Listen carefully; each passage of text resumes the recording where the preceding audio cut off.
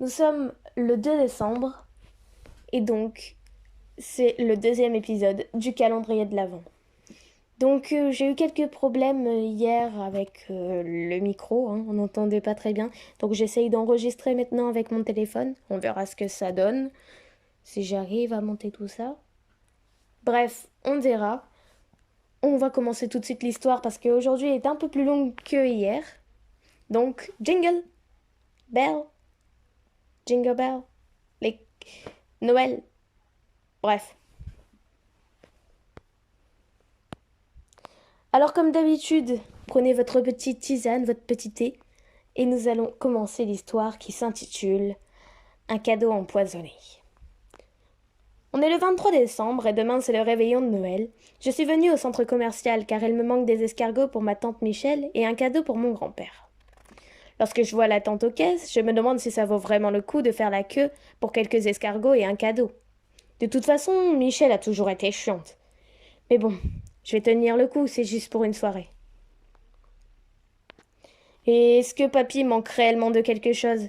Je pense pas, mais bon, je vais lui offrir un cadeau pour faire bonne impression. Pour passer le temps, je regarde les nouvelles vitres que le centre commercial a installées au plafond.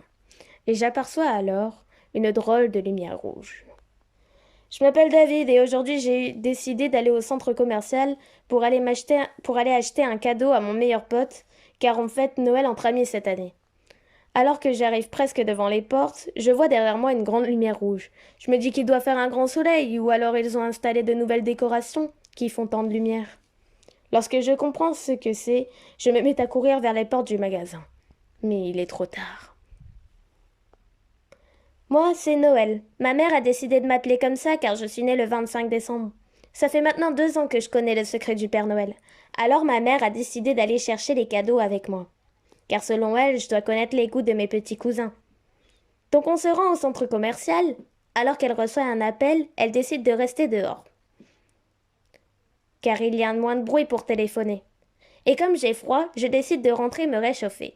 Alors regardant dehors, j'aperçois une énorme lumière. J'essaye de prévenir ma mère pour rentrer, mais elle ne m'entend pas.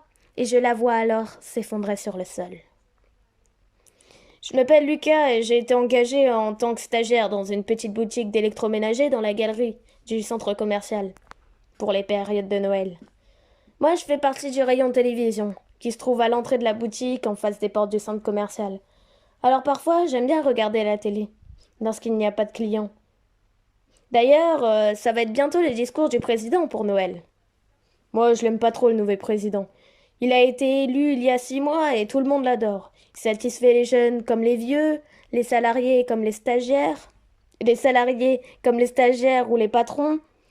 Mais je pense qu'il cache quelque chose derrière toutes ces gentillesses. Alors je suis perdue dans mes pensées. Je vois à l'extérieur du centre commercial une lumière rouge qui se dirige droit vers nous. Je vois aussi un garçon d'environ 11 ans crier à une personne dehors, sans doute sa mère. Salut, je suis Sarah et je suis journaliste de la région. Et aujourd'hui, on filme avec mon équipe l'impact de Noël dans les centres commerciaux, où on reçoit le patron de celui-ci. Alors qu'on est en pleine interview, je demande à mon caméraman de filmer la lumière qui s'approche du centre commercial. Je suis Monsieur Lannoy, le PDG d'un des plus grands centres commerciaux de France. Celui-ci appartenait à mon père, à mon grand-père et à mon arrière-grand-père. Il a été fondé avant la Seconde Guerre mondiale. Bien sûr, il n'y avait pas le même physique qu'aujourd'hui. Ce centre commercial a les mêmes capacités qu'un bunker. À part que nous pouvons aussi faire des achats. Au début, il servait à se protéger de l'armée allemande. Aujourd'hui, on a décidé de garder cet aspect bunker dans n'importe quelle attaque, nous parvenons à être protégés. Sur cette dernière phrase, on termine l'interview avec Sarah. Mais d'un seul coup, une lumière rouge arrive jusqu'à nous. Cette lumière provoque des énormes bruits et toutes les personnes du centre commercial commencent à s'inquiéter. Et ils commencent aussi à lancer des rumeurs. Moi, je suis Monsieur Le Pen, le président de la France. Mon but? Être le seul survivant sur Terre. C'est donc pour cela qu'à la veille de Noël, j'ai réussi à contrôler toutes les armes nucléaires du monde. Et c'est en les faisant exploser que je souhaite un joyeux Noël au monde entier. Bonsoir, chers Français, c'est le président qui vous parle. Je vous souhaite à tous un joyeux Noël.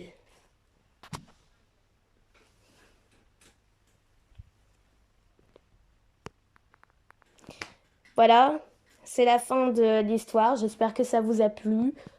Voilà, dites-moi en commentaire si vous avez aimé ou pas. Et on se donne rendez-vous demain pour l'épisode 3, hein, car demain on est le 3 décembre.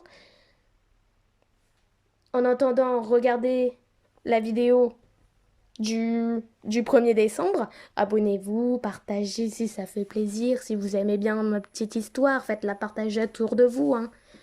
Voilà, voilà. Bon, au revoir. Et joyeux Noël.